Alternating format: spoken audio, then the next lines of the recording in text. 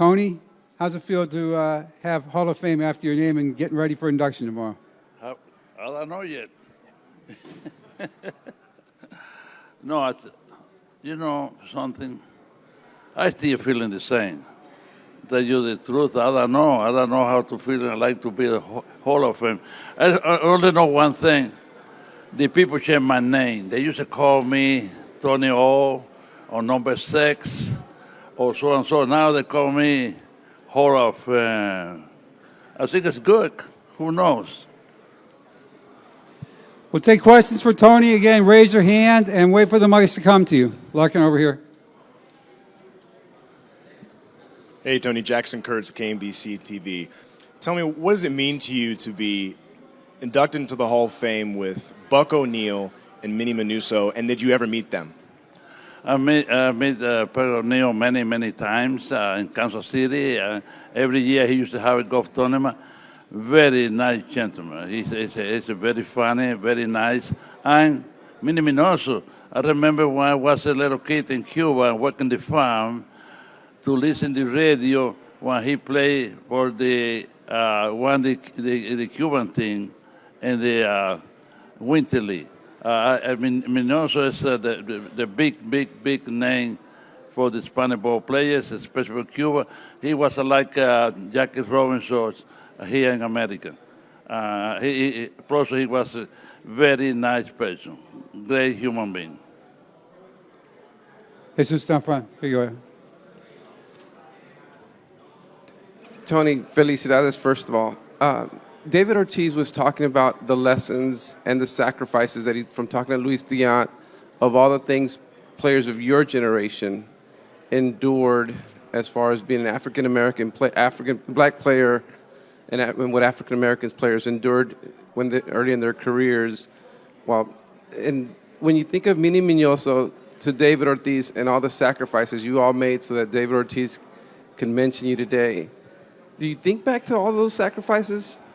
Well, look, I don't believe for me that was a sacrifice. For me, it was a job. I play baseball. I enjoy baseball. I know I play here in America. America have a different rules. And those today was a little bit of segregation, that we stay in different hotels. We eat in different restaurants. Sometimes they don't allow us to go to a different place. But that not bother the way that I play baseball. I know it was tough, but we had to put up with that if we want to succeed. If we want to succeed, we need a job, and we better try to do what we can do. I know when Manuso play, I think it was a little bit tough, a lot of tough, than when I play.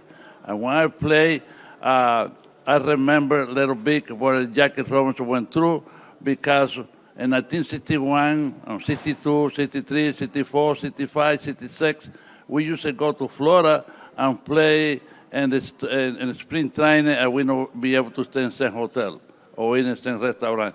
But I don't think that was a sacrifice for me. That just was a job, and you had to do it. If I don't want to do it, you know. But it was tough time, yes. But no, it was easy for everybody. Randy, in the back.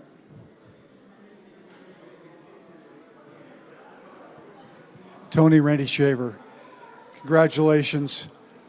Talk a little about going in with Jim Cott. Rod Carew is here. Harmon Killebrew, you played with him. All these great twins. It just seems like a great big Twins weekend. Can you just talk about how special it is for you to be around Jim and Rod when you go in tomorrow? This is a special for me because I like the special Jim Cott. I remember back in 1961, we played in Instruction League together in St. Petersburg, Florida. He already was in the big league, and he went to Instruction League, and we played a little bit in 1961 when Jim Cott.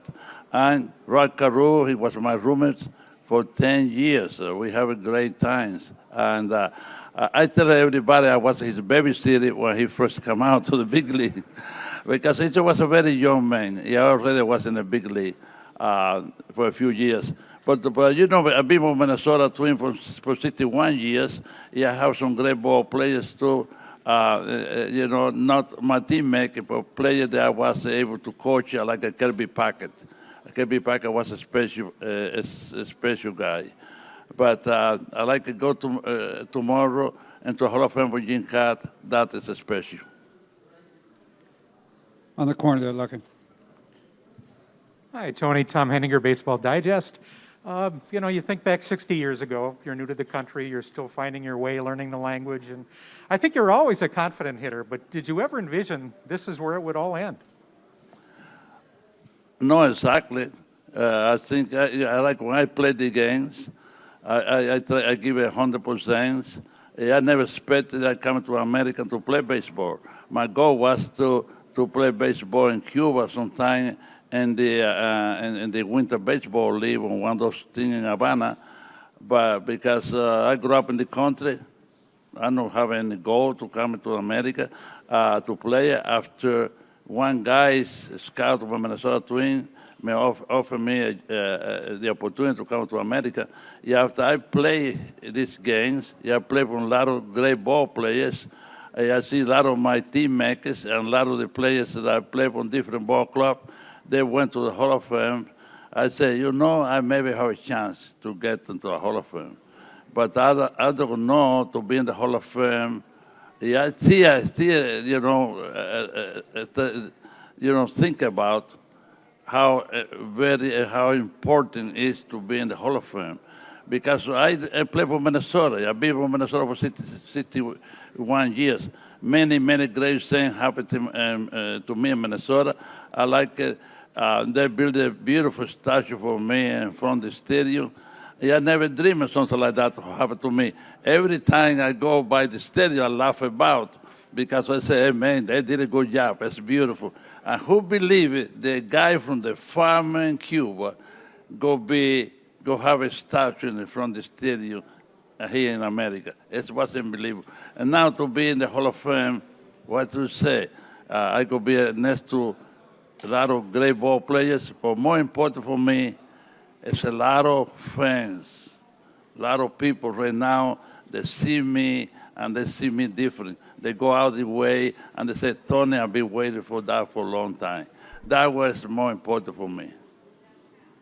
Down front here, Evan. Tony, felicidades. David Gracias. en MLB.com en español. ¿Qué tan contento está usted por estar por fin después de tanta espera? Y segundo, ¿qué tan contento está por contar con la presencia de sus hermanos que están aquí con usted en este fin de semana? Bueno, para mí es un tremendo placer. Estoy muy contento que mi familia y mi hermano que vino de Cuba, que jugaba también pelota con el team de Cuba por muchos años y representó a Cuba, pudo venir de Cuba, vino a Santo Domingo a los Estados Unidos y va a estar aquí reunido conmigo y mi familia aquí mañana, ya que mi familia no tuvieron la oportunidad de verme a mí a jugar ni un jueguito en las grandes ligas. Así que es para mí es un orgullo muy grande.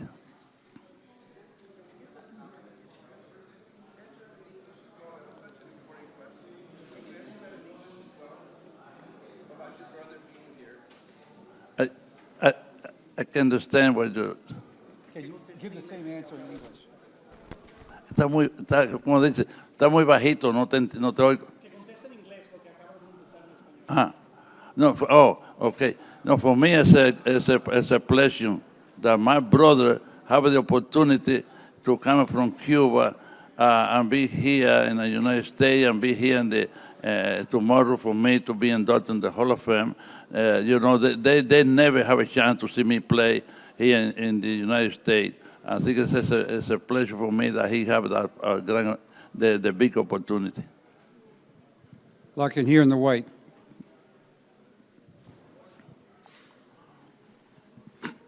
Felicidades, Tony. Gracias. I wanted to ask you, you mentioned that you never imagined a kid from Cuba, from the farms of Cuba, would be receiving the highest honor in baseball. What advice would you give to Cuban children in the farms today that want to be where you are sometime in the future? Well, you know something. First of all, you have to be lucky that giving you the opportunity. But the first thing you have to do is enjoy yourself. If you play baseball, for me, play baseball is like go to school. You go to school, you do your homework, and you work hard. Do your homework. You grade, go be better.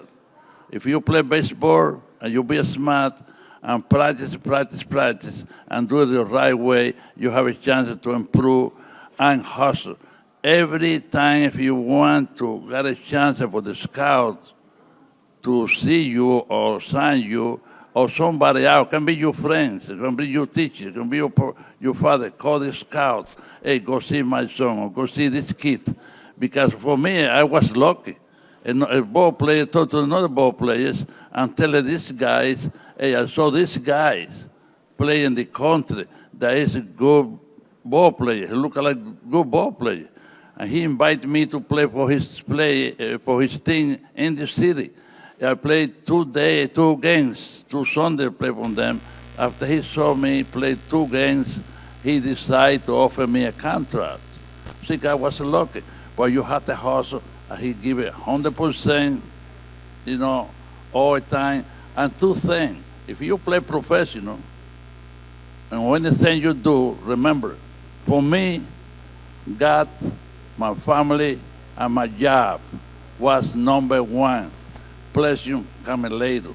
So if you want to sacrifice yourself and work hard and believe in that, you have a chance to do it.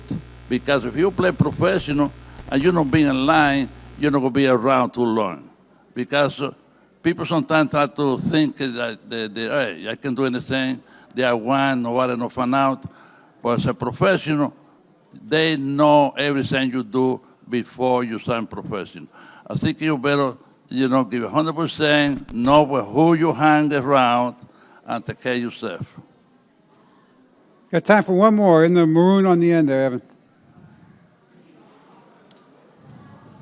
Hola, Tony. Hola. Muchas felicidades. Gracias. Mi pregunta es, más que una pregunta, es si usted pudiera mandar un mensaje para los cubanos, que yo soy de ESPN Deportes, mi nombre es Damián Delgado, antes que, para todos los cubanos que nacimos allá, nos criamos allá y no conocimos la historia de Tony Oliva, no lo pudimos ver, como usted bien dijo, su familia no lo pudo ver, yo tampoco tuve la oportunidad de verlo. Un mensaje para esos cubanos que... The question was that he wanted me to sign a message for the Cuban people who live here in the United States. I like him that he never had the opportunity to see me play baseball. Well, I want to tell you the one thing. You want me to sign a message in Spanish or in English? In Spanish, okay. Bueno, mensajes que yo le quiero decir es que si tú no me viste jugar y vives aquí en los Estados Unidos, primero te tienes que adaptar al sistema de los Estados Unidos, rápido. Entonces, en Cuba, si estás en Cuba, también y vienes para acá, te tienes que adaptar al sistema de los Estados Unidos para que aprenda todas las cosas aquí de Estados Unidos y que sepa que yo nací en Cuba, los primeros 21 años míos estaba en Cuba. Yo soy ciudadano americano y cubano, pero el corazón mío siempre está en Cubita y aquí en Estados Unidos. Es una cosa que uno nunca va a perder su país, de donde uno nació.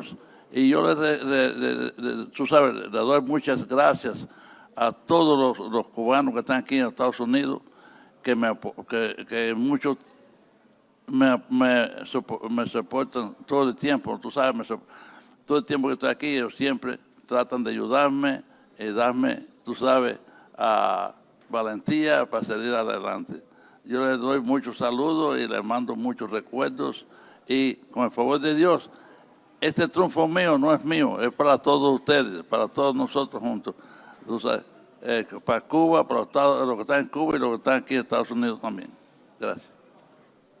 Thank you, Tony. It's been a pleasure today. Thank you, guys. Muchas gracias, Thank you.